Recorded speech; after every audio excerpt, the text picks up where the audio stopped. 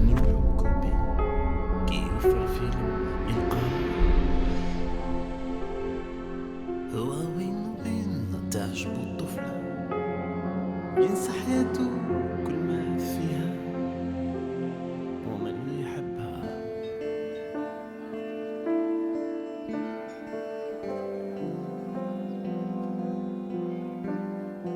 Mon travail, il est assez simple à définir. Je suis avant tout un photographe.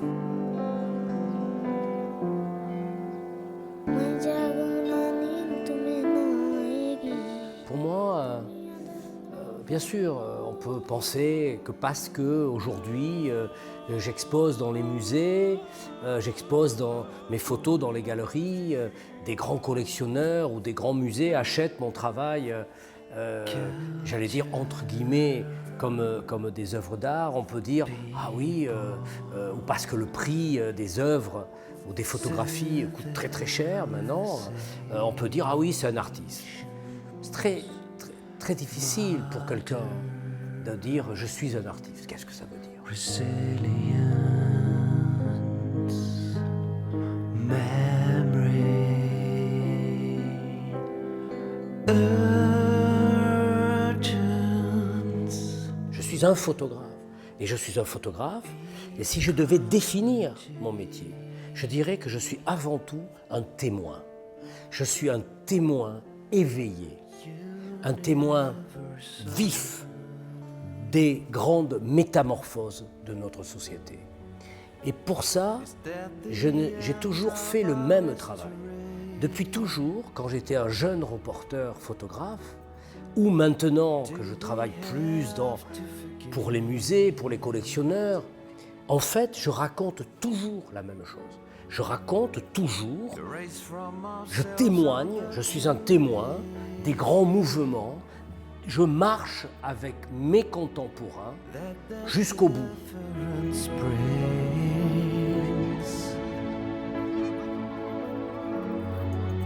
Mais je ne suis rien d'autre qu'un photographe. Et c'est avec mon appareil photo que, soit en direct, je photographie des événements, ou je mets en scène des événements qui sont une sorte d'éditorial de notre époque.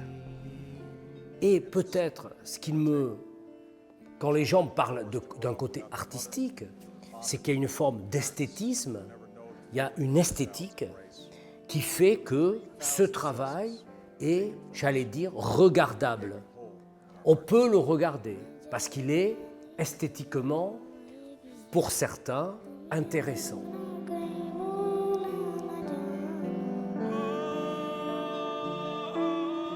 Si jamais on trouve qu'il est esthétiquement intéressant, ce n'est uniquement que pour mieux faire passer le message, en fait.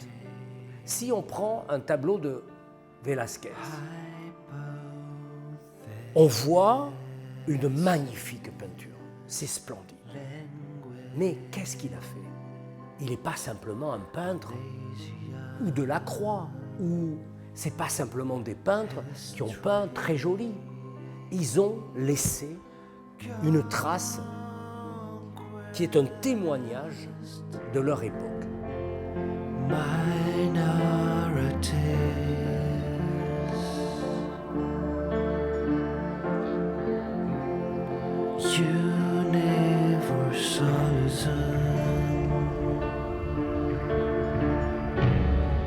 Je ne suis pas l'artiste qui veut parler de moi, de soi, et d'exister comme ce qui se passe aujourd'hui dans le monde de l'art contemporain. Le moi énorme des artistes modernes, mais disparaître derrière mon appareil photo, qui en fait que le photographe que je suis doit être modeste et doit simplement accompagner ses contemporains jusqu'à la fin de mon voyage sur la Terre. Je suis très fier de n'être qu'un photographe. I'm the human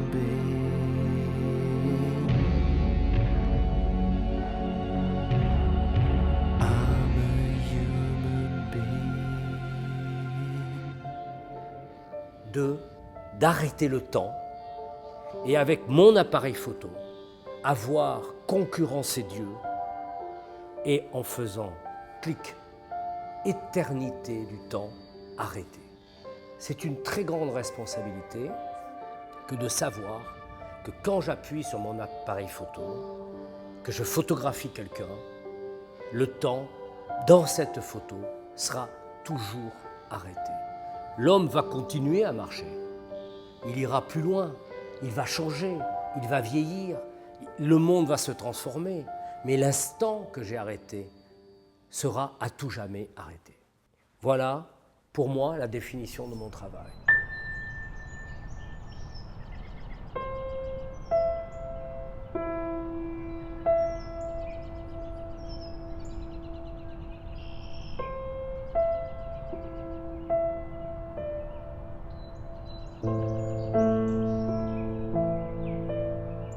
J'écris des livres, j'écris derrière les photos, il y a des calques comme ça dans les expositions pour donner des idées, des moments de réflexion, peut-être des moments de silence dont on a tellement besoin aujourd'hui parce qu'on en manque terriblement. Et le travail de Gérard, c'est ça aussi. C'est pas seulement une belle photo, c'est une photo qui amène à la réflexion, qui amène à se poser des questions. C'est un travail qui a du sens. Et je crois que c'est ça aussi vraiment l'identité de ce photographe, c'est de proposer des photographies percutantes avec un sens.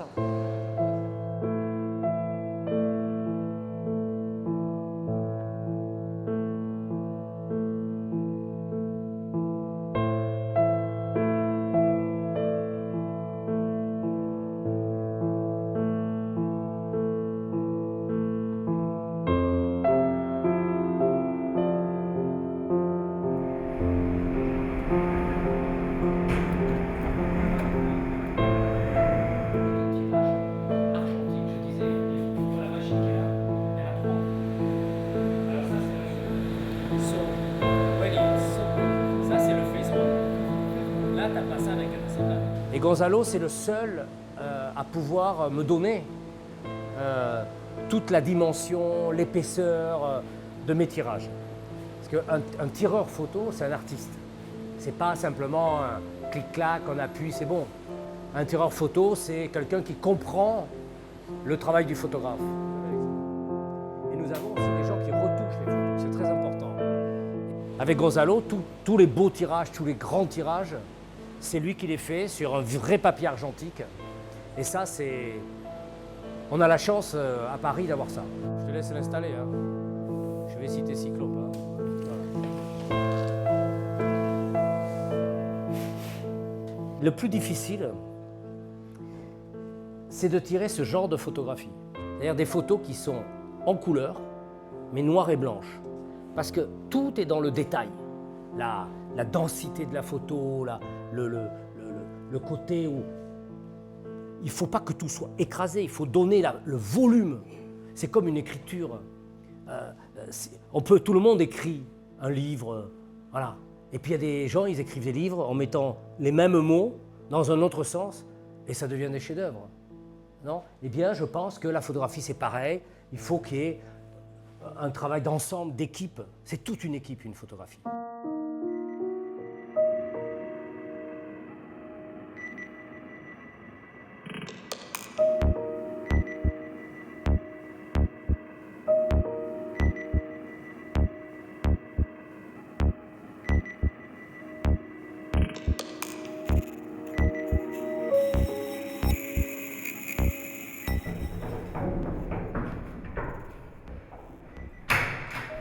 Salut, tu vas bien, mon ami? Hello.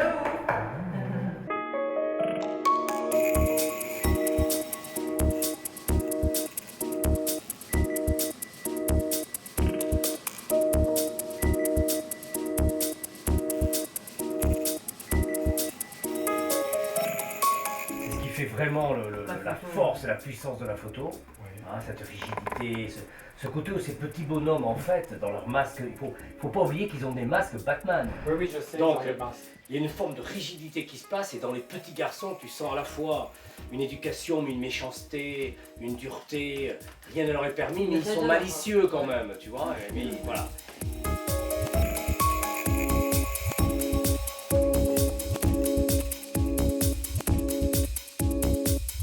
C'est pour ça que cette histoire dont tu parlais des fraises, j'ai peur que ça soit Notre époque.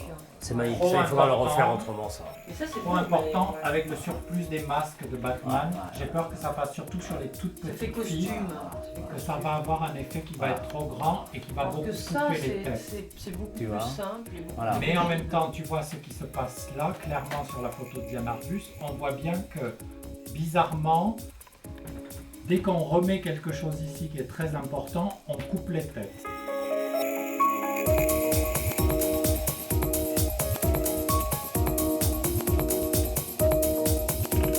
Et je pense qu'il faudrait faire un col, parce que ce qui est joli, c'est que c'est tout petit.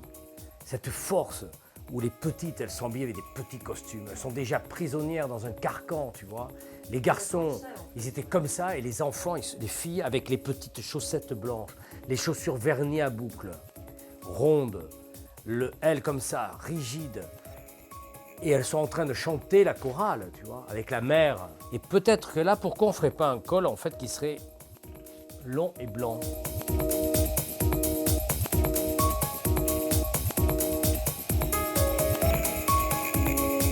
Ce qu'il faut éviter, en fait, on se le dit toujours dans toutes les photos, hein, Jean-Michel, c'est ce côté, voilà. Il faut éviter le côté mode. Laissons aux photographes de mode leur médiocrité.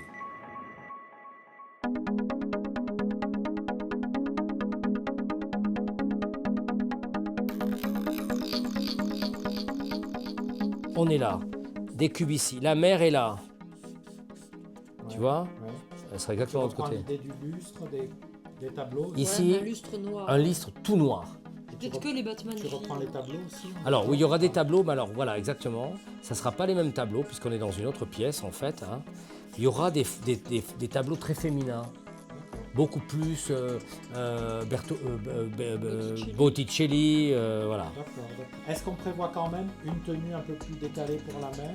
On prévoit aussi une tenue plus décalée, mais je pense qu'il faut garder cette idée du sexy. Là, tu avais des Perso, cols je- déjà très pointus ici. Hein. Oui, c'était des petites chemises, mais alors du coup, effectivement, pour les filles, tu veux quelque chose de plus décolleté où on aperçoive déjà de la peau, ou tu veux quand même qu'elle soit très fermée ici? Très fermé.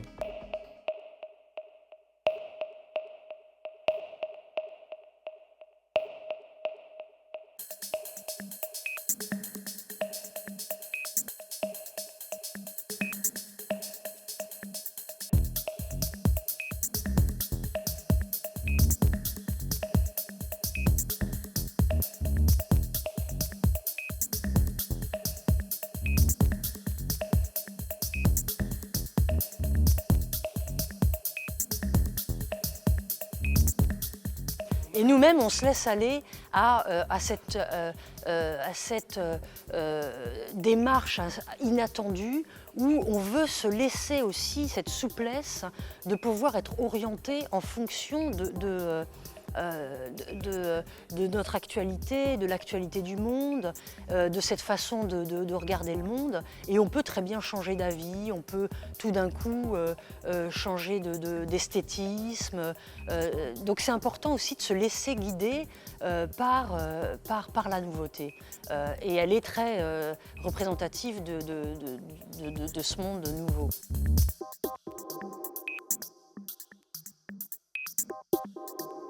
Et nouvellement, avec Wonderful World, on est complètement dans cette société aujourd'hui. Et là, on est dans un décor d'une des photos sur la Batman Family, qui est en fait cette famille très rigide. Le père et la mère ont eu 5 filles, 5 garçons, et on montre comme ça, dans cette rigueur, dans cette arrogance, un monde aussi qui veut absolument être politiquement correct.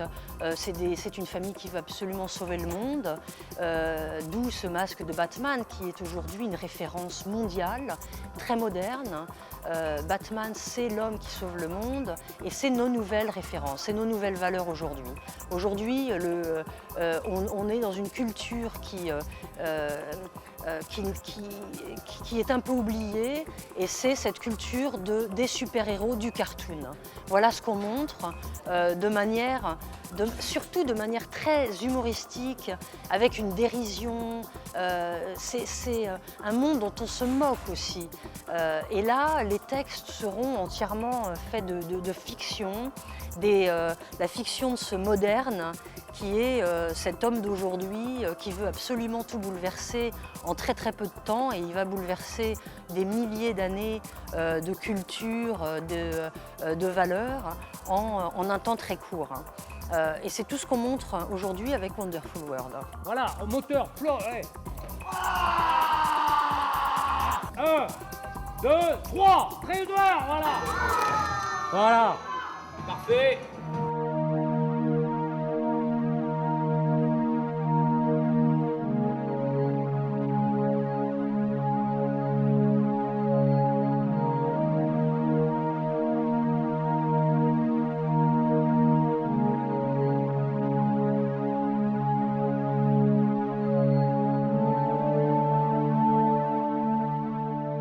Un itinéraire ensemble de 15 ans. C'est une complicité, un dialogue entre le texte et la photographie, où l'un dialogue avec l'autre. Ce n'est pas une illustration de l'un par l'autre, mais c'est ensemble qu'on raconte une histoire. Et chaque photo est un thème abordé. Chaque ensemble est une large question posée. Roses come from chaos. Roses come from chaos. Roses come from chaos. Pourquoi on a fait ça dans une chapelle? Parce qu'on a voulu montrer que cette chapelle, désaffectée, abandonnée, désacralisée. Roses come from. J'ai pas choisi un musée, c'est pour ça que j'ai pas choisi quelque chose de très populaire. J'ai trouvé une chapelle, et dans cette chapelle, où il est passé des pensées, il est passé des espoirs, il est passé des rêves, il est passé une envie de s'accrocher à une illusion peut-être. Roses come from chaos. Alors là, on est au milieu de l'installation de la chapelle Saint-Sauveur, qui est une grande chapelle et où on présente Hypothèse. Ça, c'est caractéristique de la scénographie que nous réalisons avec Marc Thibault, qui est un grand scénographe et grand décorateur, avec qui je travaille depuis maintenant plus de 20 ans, qui est aussi le décorateur de qui design tout le décor de mes photographies. Et à chaque fois, avec Marc, on réfléchit sur comment le lieu doit accompagner notre travail, les photos, les textes, comment on doit donner aux gens qui vont visiter cette exposition non pas simplement un regard sur de jolies photographies, mais on leur propose un voyage où ils, j'espère, ne sortiront pas intacts. Roses come from chaos.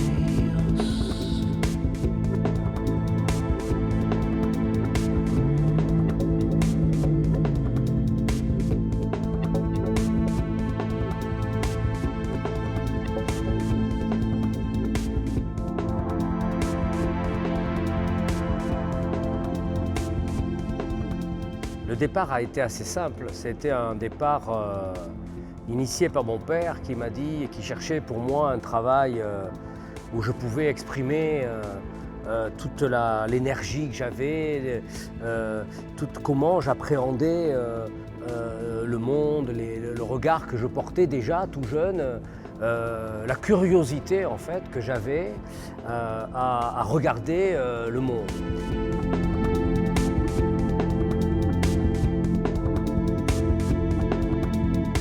Je voulais être le photographe de news, le photographe qui va à la rencontre du monde et de ses contemporains. Donc tout jeune, à partir de 18 ans, je payais je prenais des billets d'avion et je partais en Afrique, au Portugal, je partais partout où il se passait quelque chose et j'allais couvrir les événements du monde, mais je le faisais pour moi. Et déjà, j'étais le plus grand photographe du monde. J'étais tellement déterminé, j'avais tellement envie de faire ces choses-là, qu'un jour, j'ai rencontré en 1973 une agence de presse qui s'appelle Sigma. Et avec Sigma, j'ai pu, qui commençait, hein, j'ai pu aller partout dans le monde. Et petit à petit, comme ça, je suis devenu un reporter photographe. Et puis après, j'ai été contacté un jour par Life Magazine et ils m'ont proposé de faire avec eux un très grand travail qui s'appelait Men of God, les hommes de Dieu. Et j'ai fait la couverture et à peu près 30 pages dans Life Magazine pour mon premier reportage dans Life Magazine.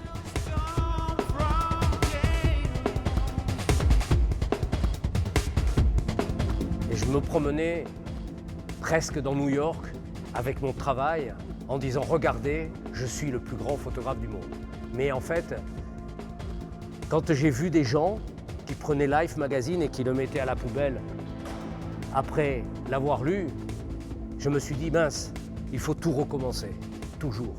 Et aujourd'hui, voilà, je suis ici et je recommence tout, toujours.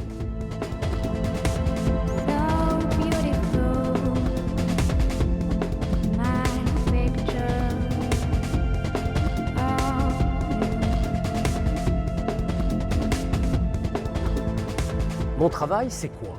Mon travail de reporter, c'est de regarder le monde, c'est d'être un témoin de mon histoire, de l'histoire que j'accompagne toujours.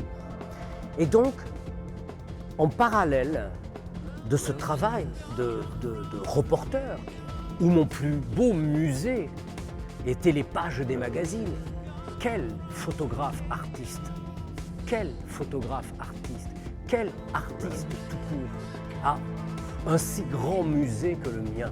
Mon musée à moi, c'était des centaines de pages tous les jours dans les grands magazines du monde entier. J'étais comblé. Et puis, la presse a changé. La presse a changé. Elle a donné moins de moyens à notre ambition, à mon travail. Et donc, je me suis dit, peut-être qu'il faut aujourd'hui, pour trouver une nouvelle force aussi, il faut aller montrer ce travail, ce témoignage de notre humanité, ce témoignage qui, modestement, comme les artistes du XVe siècle, comme Raphaël à Urbino, mais aussi Velázquez à Madrid, témoignaient de leurs contemporains.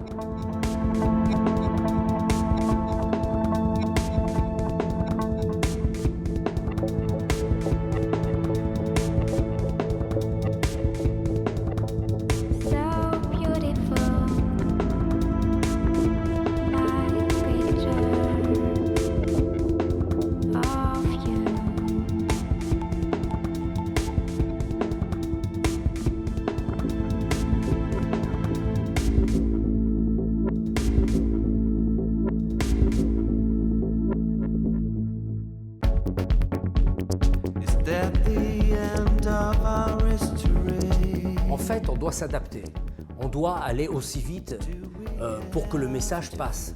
quand on voit l'Internet, quand on voit l'hémorragie de photos qu'il y a en permanence sur Internet, l'hémorragie d'informations sur le web, et en fait aussi le changement des journaux, si on veut, nous, photographes, que le message, que le reflet que nous voulons donner de notre société, qu'elle puisse toucher les gens, il faut s'adapter.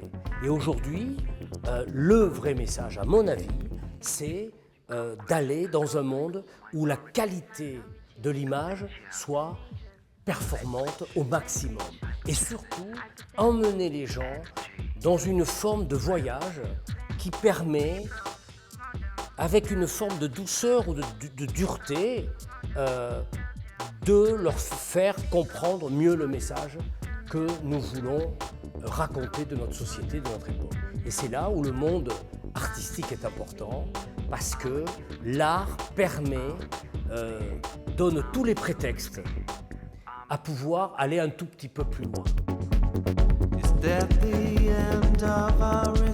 Aujourd'hui, les journaux, ils appartiennent à qui? Les journaux, ils appartiennent aux grands groupes politiques, aux grands groupes financiers, à de grands investisseurs, etc., etc. Aujourd'hui, je ne peux pas dire franchement que prendre l'avion, c'est une folie, que les avions polluent tout. Personne ne dit que la plus grosse pollution, ce sont les avions. Personne ne dit la plus grande pollution du monde, ce sont tous les touristes qui, pour 300 $, font le tour du monde et polluent la planète. Personne ne peut le dire. On peut le dire dans le monde artistique. Et les gens font « Waouh, vous avez raison ». Mais Paris Match, ils ne vont jamais publier ça. Pourquoi? Ils ne le publieront pas parce que le journal, il appartient au patron de Airbus. Et donc Airbus, il fabrique les avions. Il n'a pas envie qu'on parle de ça. Et je le comprends. Donc, pour pouvoir continuer, moi, à être le plus vrai possible, le plus sincère, eh bien, je suis obligé d'aller dans le domaine artistique et, en fait, de dire, ben, vous voyez, je peux dire ce que je veux. Et donc, je pense que le monde de l'art aujourd'hui a remplacé beaucoup la carence, c'est-à-dire a remplacé le magazine. Parce que le magazine, aujourd'hui, eh bien, on ne peut plus dire tout ce qu'on veut.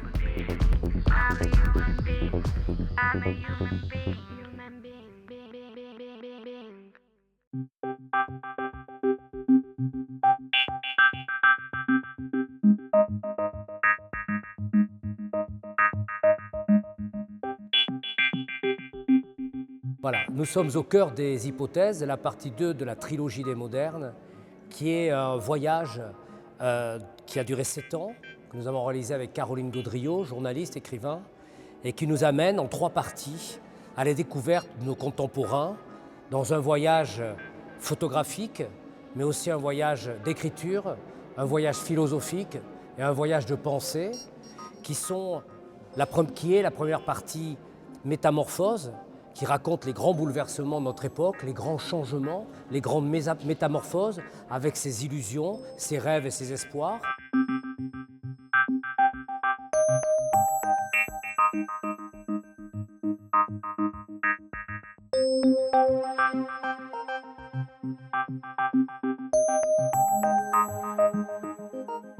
Hypothèse, ici, aujourd'hui, dans cette chapelle, qui raconte la culture, les langages, les traditions.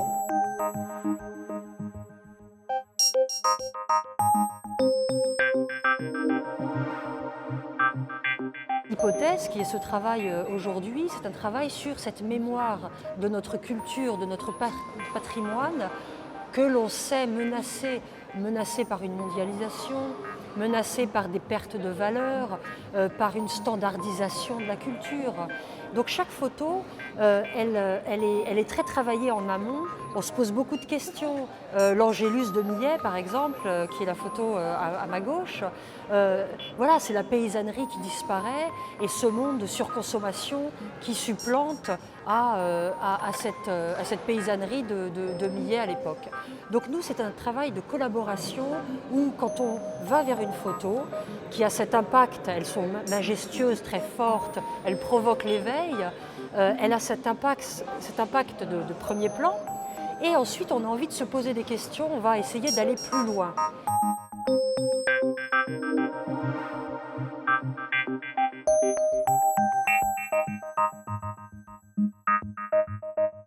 Demain, The Wonderful World, qui est la 3e partie, et qui est un voyage au cœur de la modernité.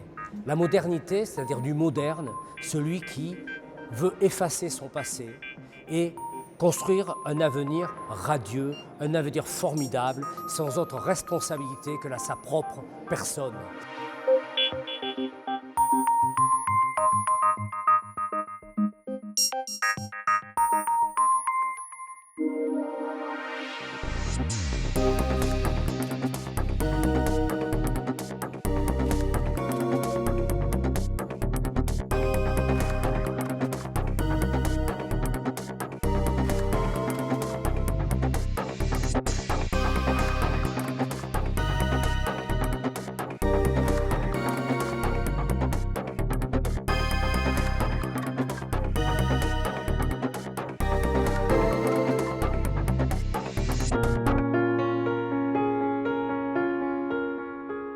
Moi, j'ai découvert Gérard Rancinan quand il a fait ses Ming, le rouge, le noir, le blanc. Et à travers les photos, il mettait en avant tellement le personnage, il était tellement beau, je trouve qu'il photographie tellement bien les personnes, que je suis tombé amoureux de son art et de la photographie. À partir de ce moment-là, il y a 5 ans, j'ai commencé à acheter les premières photos et j'ai suivi bien évidemment l'évolution de Gérard quand il a fait le radeau de la Méduse, que j'ai trouvé extraordinaire, quand il a fait après ce célèbre chinois là, qui fait de la sculpture d'une façon extraordinaire. Et en vrai, maintenant, je suis Gérard, je trouve qu'il remet beaucoup d'amour dans les photos qu'il fait. Et donc, quand j'en trouve une avec laquelle j'ai un coup de cœur, ben, je vais lui prendre à Gérard. Et Caroline, qui fait des textes aussi qui sont extraordinaires. Et j'ai vu qu'elle avait fait un texte superbe sur Huang derrière le tableau. Et moi, j'adore. Je trouve que l'écriture, la photo, la façon qu'a Gérard de prendre en photo les gens, c'est sublime. Il sublime les visages, les personnages, et c'est beau.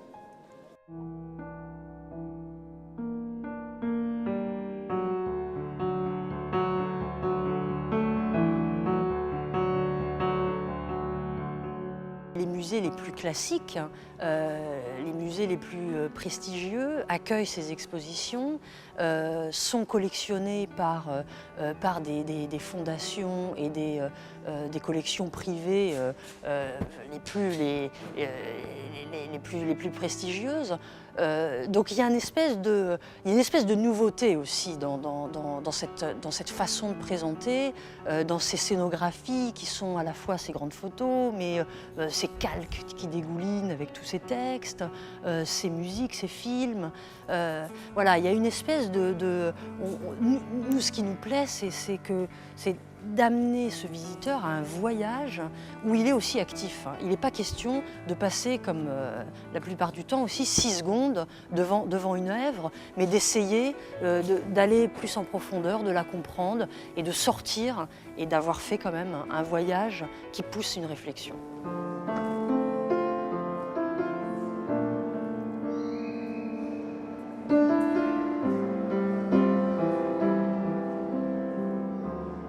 Travailler pour un photographe comme Gérard, c'est très intéressant parce que dans un premier temps, moi, il faut que je rentre dans son univers. C'est-à-dire que quand Gérard prépare une exposition, généralement, il vient me voir avec les photos dessinées à l'avance et il m'explique ce que va être son travail. C'est-à-dire que je commence à travailler avant de voir les photos. Donc il faut que je comprenne dans quel sens il veut orienter son travail et dans quelle direction il veut que la musique accompagne son exposition.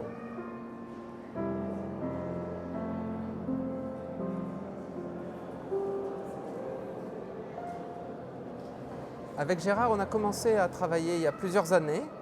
On a fait un projet qui était de faire à partir d'une photo, de créer tout un univers et de créer un livre à partir d'une seule photo et une musique qui accompagnait toutes les pages du livre, qui était une seule photo, à chaque fois différente.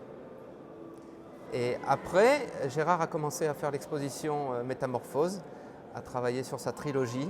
Et tout de suite, il m'a parlé de ça et il m'a demandé de l'accompagner avec lui.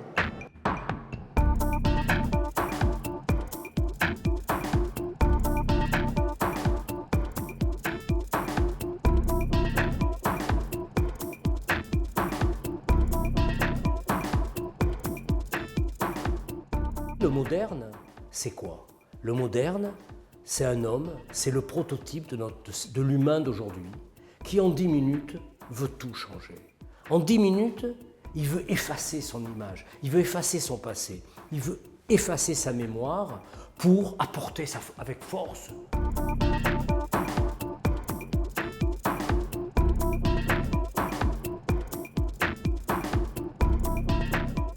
On est obligé d'infantiliser notre société. On est obligé de dire aux gens, vous faites ça, vous faites pas ça. On leur tape dessus comme des enfants, de plus en plus. Tu vas trop vite, oh, c'est dangereux. On est dans une société où on dit, allez, il faut travailler, il faut aller vite, il faut, etc., etc. Alors tout le monde court, tout le monde va au travail, prend le métro, veut gagner de l'argent. On est tous des petits garçons. Et puis on monte dans la voiture, hop, il faut rouler doucement. Parce qu'autrement, la police, elle n'est pas contente. Et voilà le problème. Le paradoxe de cette société, eh bien, j'essaie de la montrer. J'essaie avec mon travail d'éclairer, de ne pas être dupe et de dire, regardons ensemble la société, quand on la décortique, eh bien, on peut y trouver des choses qui nous font rire. Et c'est avec beaucoup d'humour.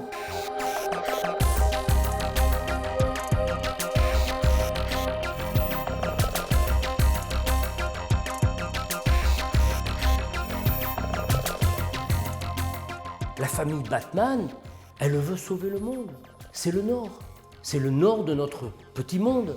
Alors, lui, il joue à la bourse, il gagne beaucoup d'argent, il fait plein d'enfants, il vient d'une famille qui a un passé avec une grande lignée de nobles, il a toute l'histoire de l'Europe avec lui, etc. C'est peut-être un industriel allemand très riche, etc., etc. Elle fait des œuvres caritatives, évidemment. Il faut qu'elle s'occupe. Et puis les enfants, ils sont tous élevés pareil. Et ceux-là, ce sont les Batman du monde. Ils sauvent le monde, c'est les grands sauveurs. Mais dessous, il y a 1 milliard de gens qui ne mangent pas à leur faim. Il y a 1 milliard de gens qui tous les jours meurent de faim. Ne meurent pas de faim, mais ne mangent pas à leur faim. Voilà. Il y a la moitié de la planète qui est sous le seuil de pauvreté aujourd'hui. Il y a 22 langages qui disparaissent de la surface de la planète tous les ans. Ça, c'est important. Il est important de le dire aux jeunes, il est important d'en parler. Il est important de décrypter ça pour que la personne devienne plus responsable.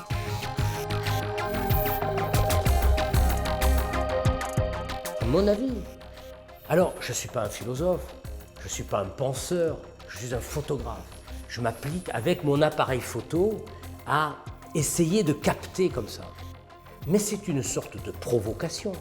Je provoque, avec ce travail, j'essaie de provoquer les gens qui regardent ce travail, qu'ils s'arrêtent devant, ils font « Oh !» Et cette image-là, j'espère qu'elle va leur permettre de lire, de réfléchir, d'aller chercher plus loin les écrits de Caroline Gaudriot, les textes de Caroline Gaudriot, mais aussi de penseurs, de philosophes. Et dans tous les pays, il y en a des gens qui décortiquent notre société, qui la regardent de près. Et il est important d'essayer de faire ça.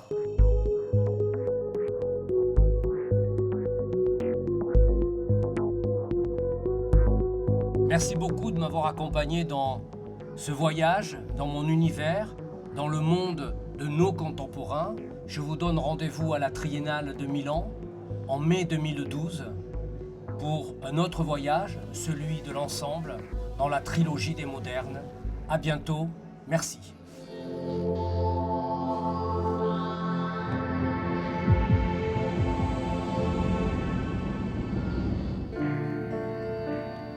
Brand new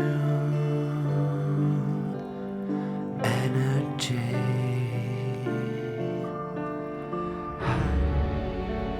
Is that the end of our history? Do we have to forget?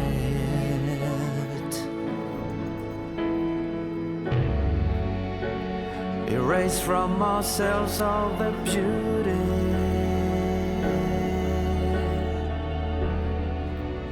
that the difference brings.